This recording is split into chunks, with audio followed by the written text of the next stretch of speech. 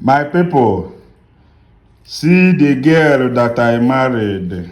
Nenunwa.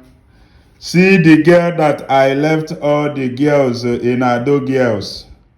I left all the girls in KRC. I left all the girls in Federal Girls College. See the girl that I left all the girls in Okozu to marry. The girl that made me to travel 7 sea and 7 forests. This is the girl that I left everything I was doing to go and pay her bride price. This is what I ordered for. This is the girl that I was doing long distance relationship with. She was in Castina and I was in Onitsha. And in Kwechili because of Matakelia. Look at the girl here. This is the fine girl. My people, please, who is this person? Onyebunka, who is this girl? Who is this person? Ijoma Kevin Melody. Ijoma, is this what I ordered for? Ijoma, who is this? Who sent me to give this girl belle? Who sent me to give this girl belle? Oh, hey! Is this what I ordered for? This is what I receive. Oh, hey! Nekwa na onye order for. Look at who I ordered for. Look at who I ordered for. Look at her. Look at her. Look at her. Who is this one? Who is this one? Look at who I ordered for. Look at the girl that was making me go crazy. People were asking me, what are you doing with somebody in Castina? How can she come down and see you? How can she? Look at the girl I ordered for. Who is this? If you were about this woman, you may be called. Who is this one? Hey! Jesus Christ of Nazareth. Look at who I thought I married. Look at her. Look at Nwa. I was writing love letter to her every day. Look at her here.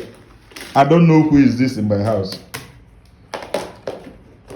Who is this? Look at the girl that I look at her. This is the person that I ordered for. I went to Omonze to go and finish work. I went to Omonze. Look at her. Look at her here. Look at the person I paid her bride price. The one that was killing me. Nenunwa wole nwa agwa akwam n'otu aka ọ dị o. Nwa mesia makeup, mesia video call na-eko. Nenunu nwa order afọ, nenu nwa negodi nwa, nenunu nwa mpịata. Nenunu nwa mpịata, nena awụsa gelu mpịata. Gwazianụ m onye bụ nka. Gwazianụ m onye bụ nka o. Nenunu nwa mpịata, nenu nwa mwete, nenu nwa beautiful Hausa lady mpịata. Nenu nwa mpịata luno. Keze na onye bụ ife a. Hey! Jesus Christ. Ijoma ọsọ gị dịbala ime. Are you the first pregnant woman, Ijoma? Onye bụ ife anọ bem. Onye ji cornflakes ata chicken with butter, with bread, with cake. Ijoma ọsọ gwa dịbala ime. I love you like that anyway.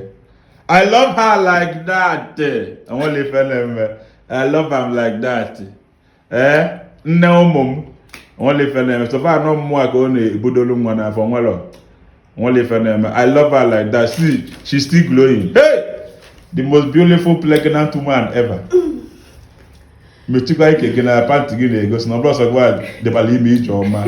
Ijoma nọ dịka mmadụ. Osagwa Balibelo Ijoma. Say she's still glowing. She's still glowing. Pregnant woman, the most beautiful pregnant woman ever. Okajuma for one different almost young Gym. We'll get the body back. You will snap back, baby. Yeah.